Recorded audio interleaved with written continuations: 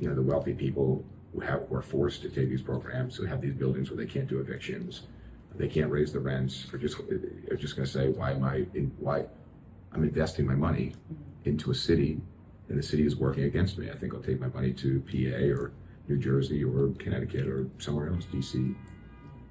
But again, that's longer term. And I think we're seeing that trend, and we've been seeing it since 2019 with the HSTPA, the law that banned landlords from being able to check the eviction history, and banned landlords from being able to accept extra security deposit, prepaid rent, and relying on corporations to be guarantors.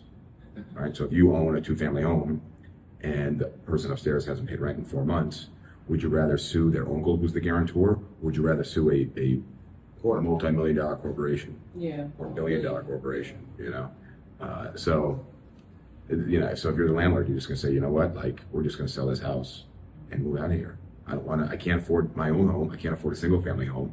I could afford to own a home that was 2 families if the upstairs tenant was paying the rent, but they're not. And I'm gonna lose the home because I can't afford to pay the mortgage if I don't sell it. I'm out of here. And I think there's a lot of people in that boat, and that's kind of the middle class, right? Or even upper middle class. Maybe they have a 2-family, 3-family, or a couple of buildings, or the medium-sized landlords that might have 10 or 12 or 30 buildings. And then the big companies that we see, a lot of these management companies, they're the only ones that can last because they're getting by the way that Walmart does, right? Putting the mom and pop stores out of business because they can't make a 30% profit on the goods. So these landlords that are huge are making such little margins, but a lot of these landlords right now are not. The buildings are losing money. They have a lot of people they can't evict. A lot of people not paying rent. A lot of people on rent-regulated, rent-controlled apartments that are very low. The expenses continue to go up. The property taxes, the cost of utilities, the oil or the gas, the electricity for the common areas, the staff. Right? They're talking about raising the minimum wage to $25. It's a huge increase. Landlords can't afford this if they can't raise the rent. So, I've heard instances where the landlords have defaulted on the loan, but the banks won't take the buildings back because the buildings are losing money. So to keep the building running, the building comes back to the bank has to pay the supers, has to pay the building staff, has to pay Con Edison, right? Has to pay the maintenance worker, has to pay the tax, and isn't making the money. The bank's like, we don't want it. That's exactly what's going on with that building up in the Bronx.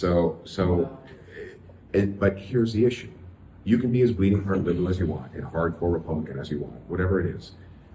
What's happening now with the laws are pushing the people out of the city who want to invest in the city. You need those investors. You need the people that provide the jobs. You need the companies that provide the jobs. Without them, who's paying the taxes to subsidize these programs? Right? I was hearing that real estate is in New York City is a bubble. There's a lot of overvaluation.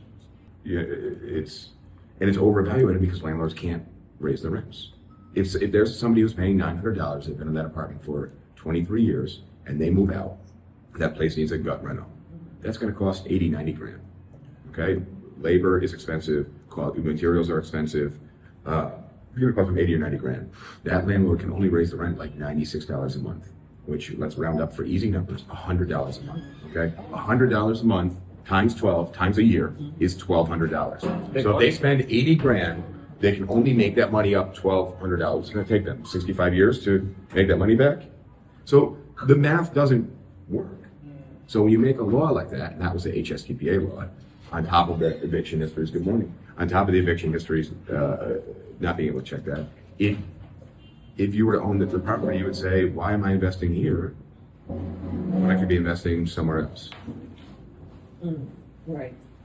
They want to take that did not know that. So, and that's what I'm saying, is that it's an orchestra. So when you're making laws, it doesn't matter if you're bleeding heart liberal or right-wing Republican. They have to make sense both ways.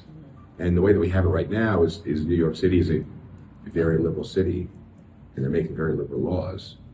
And in the long run, the math doesn't math. I just gave you a great math problem. That was a very liberal law. And in the long run, it doesn't work. In the short run, it doesn't work either, which is why you're seeing a lot of these landlords saying, we can't afford 80 grand to repair the apartment. We can't put the apartment on the market in the condition that it is because that's a liability. And then tenants are coming, the argument would be, well, the tenants can come in and fix it themselves. No. You know how big of a liability that is? Right? And what tenant is gonna come in for a rental and invest 80 grand in the rental? They're not going to do that. So sure, they can come in, but that's a liability for the landlord. What if they damage the apartment, if they do electrical or plumbing, you know, or they injure themselves, or a contractor that's not properly insured? It's, again, it's a very complicated issue.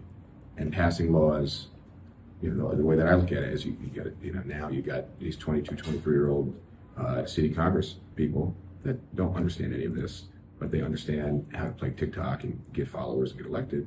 And they're passing laws based off what they think the electorate wants to do. It doesn't work. So that's my 2 cents. Let's get started with some real estate stuff.